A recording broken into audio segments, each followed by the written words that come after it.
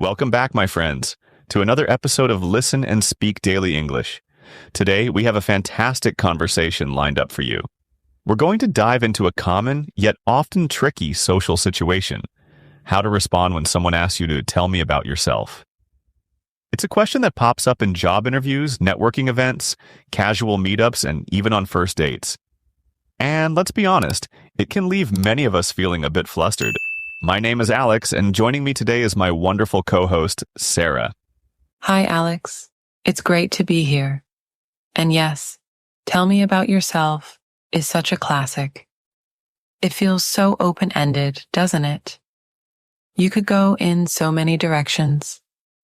Exactly, Sarah. And that's precisely the challenge. The key is to provide a response that is concise, relevant, and engaging, without rambling or giving away too much personal information that isn't appropriate for the context. So let's break down how to tackle this. We'll start with the absolute basics.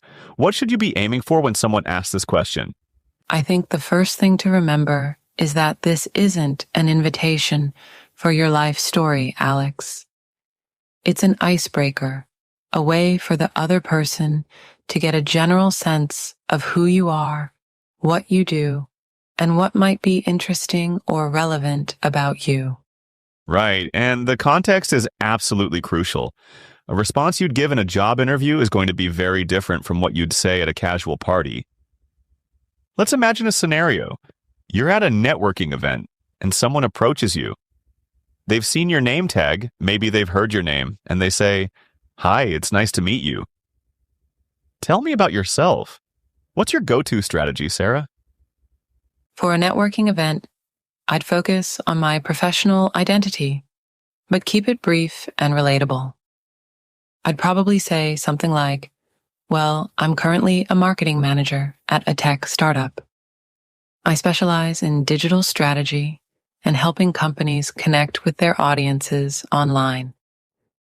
I'm really passionate about the fast-paced nature of the tech industry and finding creative solutions to marketing challenges. That's a great example. It's clear. It states your role and your industry, and it highlights your passion and what you enjoy about your work. It gives them a hook to ask a follow-up question. Exactly. It's not just a dry statement of facts. It's about conveying enthusiasm and a bit of personality. I might also add something like, before this, I worked in a more traditional advertising role, which gave me a strong foundation in brand building. This shows progression and a broader skill set. And what if they ask that question in a job interview? The stakes are higher there. Oh, absolutely. In an interview, the tell me about yourself question is your opportunity to create a strong first impression and to tailor your response directly to the job description. You want to highlight your most relevant skills, experiences, and achievements that align with what the company is looking for. So, for an interview, I'd structure it a bit differently. I'd start with my current role and responsibilities, then briefly touch upon my past experiences that are most relevant to the position, and finally, I'd express my interest in this specific role and why I believe I'm a good fit. Let's hear an example for an interview. Suppose you're interviewing for a project management position. Okay, for a project management role, I might say, I'm currently a senior project coordinator at previous company name, where I've been responsible for overseeing the end-to-end execution of several key software development projects. My experience includes managing cross-functional teams, developing detailed project plans, and ensuring projects are delivered on time and within budget. Prior to that, I worked as a junior project manager at another company name, where I honed my skills in agile methodologies and stakeholder communication. I'm particularly drawn to this project manager role at your company because of your innovative approach to mention something specific about the company or role. And I'm eager to bring my proven track record in delivering complex projects to your team. That's excellent. You've clearly outlined your progression, highlighted key skills like team management, planning, and budgeting, and then you've directly linked your experience and interest to the specific job. It shows you've done your research. And it's important to emphasize that you're not just looking for any job, but this job. That makes a huge difference to an interviewer. What about a more casual setting? Let's say you're at a party, meeting someone new. How do you keep it light and engaging? For a casual setting, it's much more about personal interests and what you're generally up to.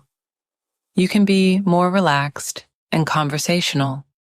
I'd probably say something like, "Oh, I'm a graphic designer by day, but in my free time, I'm really into photography and exploring new hiking trails around the city.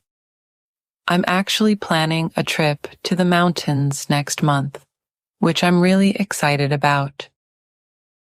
That's perfect. It gives them a glimpse into your professional life and then opens the door to conversations about hobbies and interests. It's friendly and approachable.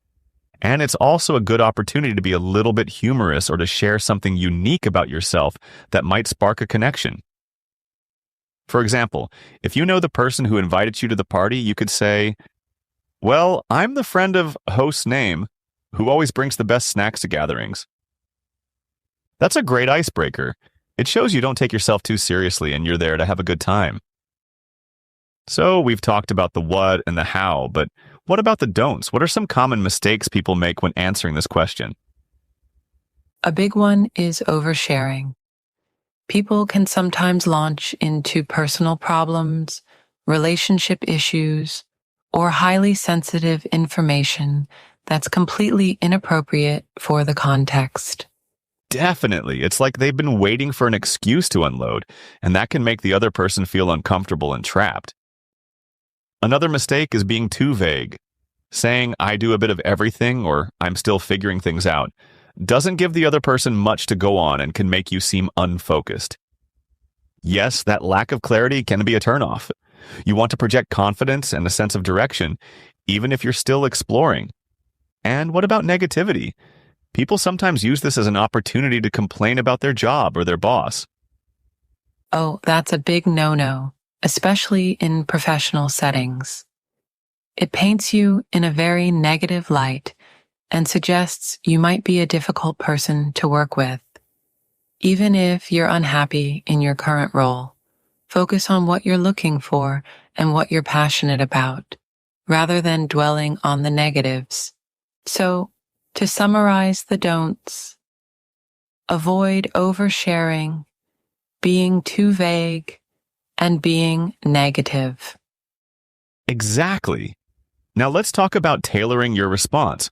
How can someone prepare a response that works for them, regardless of the situation? The best way to prepare is to have a few versions of your "tell me about yourself" pitch ready. Think about different contexts: a job interview, a networking event, a casual social gathering, maybe even a first date. And for each context, you want to think about what information would be most relevant and engaging for the person you're speaking with. For professional settings, you can create a professional elevator pitch. This is a concise summary of your career, your skills, and your aspirations. It should be about 30 to 60 seconds long. That's a great concept of the elevator pitch. It's short, impactful, and memorable. And for casual settings, you can think about your hobbies, your passions, what you enjoy doing in your downtime. What makes you, you, outside of work? It's also helpful to practice. Say your answers out loud. Record yourself. See how you sound. Do you sound confident? Are you stumbling over your words? Practicing is key to sounding natural and not rehearsed. You want it to feel like a genuine conversation, not a recited speech. And remember, it's a dialogue, not a monologue. After you've given your brief overview, pause and invite the other person to share about themselves. This shows you're interested in them too. That's a really important point, Sarah. It's not just about you, it's about building a connection. So after you've shared your bit, you can follow up with a question like, and what about you? What do you do? Or what brings you to this event? This encourages reciprocity and keeps the conversation flowing. Let's think about some specific skills that are good to highlight, regardless of the context. For example, communication skills, problem solving, adaptability. Absolutely. Even in a casual setting, mentioning that you're a good listener or that you enjoy learning new things can be very appealing. In a professional context, these are even more critical. Highlighting your ability to communicate effectively, solve problems creatively, and adapt to new situations are universally valuable traits. And how do you weave these in naturally? Instead of just stating, I have good communication skills, you can demonstrate it. For instance, in a job interview, you could say, in my previous role, I was responsible for communicating project updates to a diverse range of stakeholders, from technical teams to executive leadership. I learned to tailor my communication style to ensure everyone understood the key information. This shows you have good communication skills by describing how you use them. That's a much more powerful way to convey your abilities. It's about showing, not just telling. What about when you're really early in your career or perhaps changing careers? How do you answer, tell me about yourself then?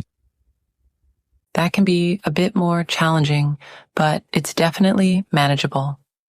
If you're early in your career, focus on your education, your internships, your volunteer work, and any transferable skills you've gained from those experiences.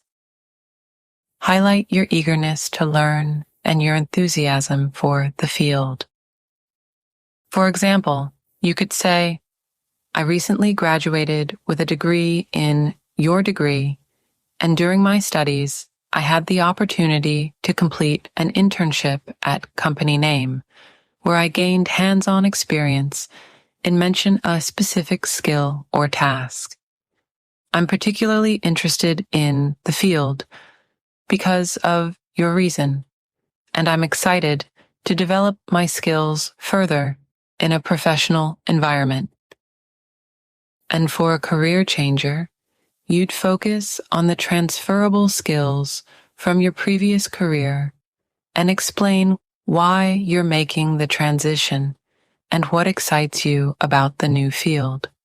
You could say, while my background is in previous field, I've developed strong skills in transferable skill 1, e.g., client management, and transferable skill 2, e.g., strategic planning.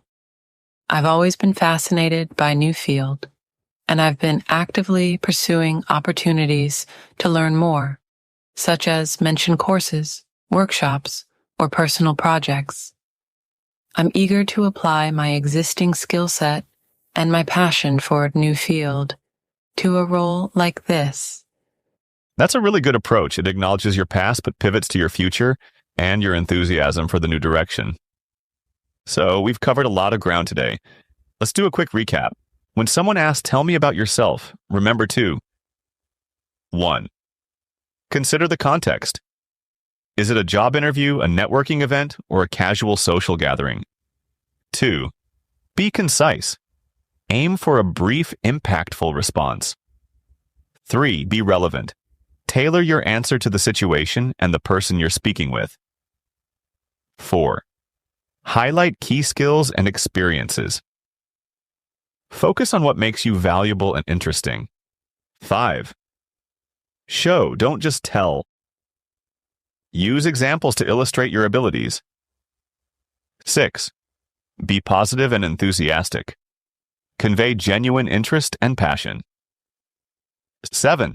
Avoid oversharing, vagueness, and negativity. 8. Practice your response. Sound natural and confident. 9. Make it a two-way conversation. Ask questions and show interest in the other person. And Sarah, what's your final piece of advice for our listeners? My advice would be to see this question not as a test, but as an opportunity.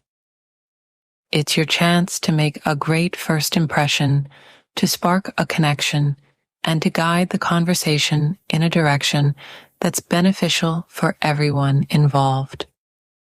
So, prepare, be yourself, and have fun with it. Excellent advice, Sarah. And that brings us to the end of another episode of Listen and Speak Daily English. We hope you found this discussion on how to answer, "Tell me about yourself," helpful and practical. Remember, practice makes perfect, so start preparing your responses today. Thank you for joining us. We'll be back next time with more tips and conversations to help you improve your English. Until then, keep listening, keep speaking, and keep learning. This has been Alex and Sarah for Listen and Speak Daily English. Goodbye for now.